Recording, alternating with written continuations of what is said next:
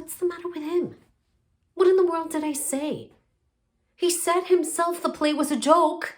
Well, I treated it like a joke. He put together this extravaganza and choked us with sulfur to make a point. He wanted to teach us how to write and how to act. What a bore. The thrusts at my expense, the jibes, really. They try the patience of a saint. Why didn't he pick an ordinary play? Why did he make us sit through this decadent delirium? I'm perfectly willing to put up with delirium for the sake of a joke, but why all these new claims and new forms in a new era in art? I don't see new forms. I see bad temper. Regina George, every girl at this school is afraid of you. I'm afraid of you half the time. But I've met girls like you before. And let me tell you, if you don't change your ways, you're about 10 years away from being a divorced real estate agent with chipped nail tips. And don't think that Regina George is the only meanest girl at this school.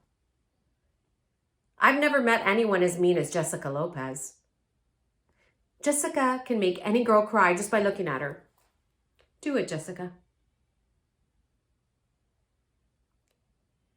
You guys walk around with these fancy little t-shirts that say princess and diva, but I know you're freaking out inside. You act like everyone has some secret guidebook on how to be cute and cool, but you're just a goon.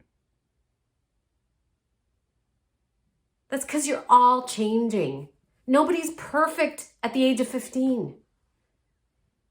Annika, you're going to hit your peak in 5 years.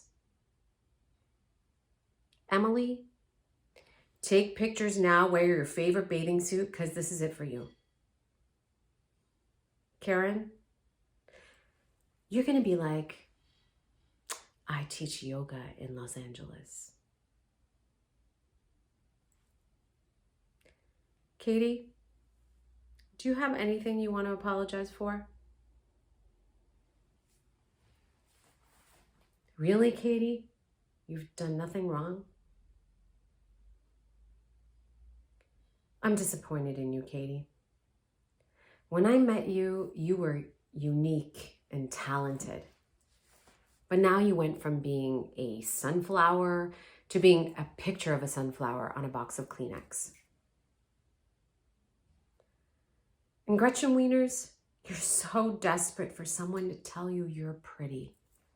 Why don't you just tell yourself? In fact, I want everyone to stand up and say something good about yourself. And don't say, I have nice eyes, because that's the oldest trick in the book.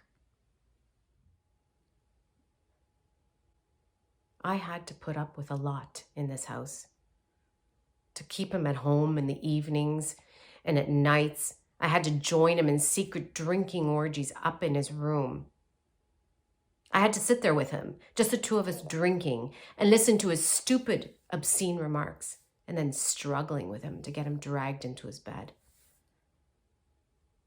I had to bear it for the sake of my little boy. But then came that final humiliation when my own servant girl, that was when I swore to myself that this would have to stop. So I took complete control over this house, over him, and everything else. Because I had a weapon against him, you see, and he didn't dare say anything. That was the time when Oswald was sent away. He was getting on for 7 and beginning to ask questions, as children do. That was something I couldn't bear. I felt the child would somehow be poisoned by breathing this foul, polluted air in this house. That was why I sent him away. And now you understand why he was never allowed to set foot in this house while his father was alive. Nobody knows what that cost me.